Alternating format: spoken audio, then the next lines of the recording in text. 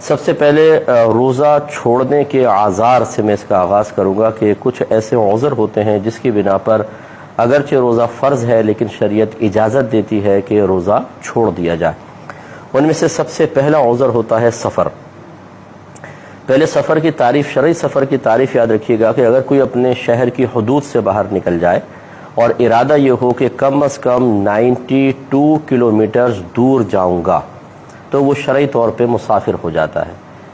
یعنی اس میں دو شرطیں ہیں، شہر کی حدود سے باہر نکلنا اور یہ ارادہ کہ کم از کم 92 کلومیٹرز دور جاؤں گا، وہ شرعی مسافر ہو جائے گا۔ اب یہ اس وقت تک شرعی مسافر ہے جب تک یہ سفر کرتے ہوئے کسی شہر میں داخل نہیں ہوتا۔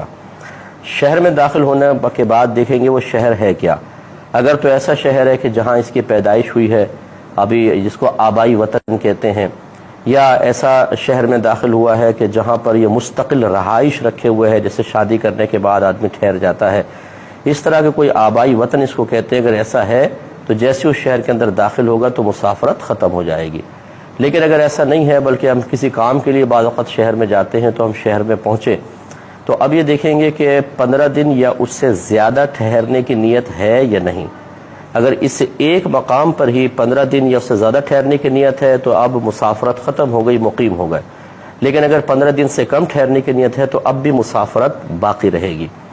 اسی طریقے سے اگر 15 دن سے زیادہ ٹھہرنا ہے لیکن ایک مقام پر نہیں، آپ کراچی سے چلے ہیں اور آپ نے کہا لاہور میں 3 دن ٹھہروں گا، پھر میں پنڈی چلا جاؤں گا 2 دن وہاں، پھر پشاور ہے، پھر کوئٹہ ہے، اس طرح متعدد شہروں میں 3 4 دن کر کے آپ بالفرض 2 مہینے تک گھر سے باہر رہیں گے تو یاد رکھیں کہ جب تک گھر واپس اپنے شہر کی حدود میں واپس نہ آ جائیں یا آبائی وطن آپ کا ہے کہیں باہر، ادھر تک نہ پہنچ جائیں، جتنا آپ یہ ٹریول کرتے رہیں گے آپ شرعی لحاظ سے مسافر ہیں اور یہ روزہ چھوڑنے کے لیے عذر ہے۔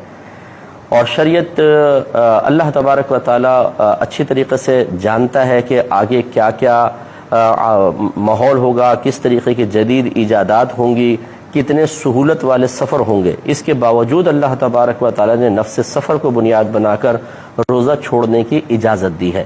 لہٰذا آپ کو یہ نہیں کہہ سکتا کہ جی جہاز کا سفر تو بڑا آسان سا ہوتا ہے لہٰذا روزہ رکھنا چاہیے۔ ہم اپنی عقل سے کوئی مسئلہ حل نہیں کر سکتے ہیں۔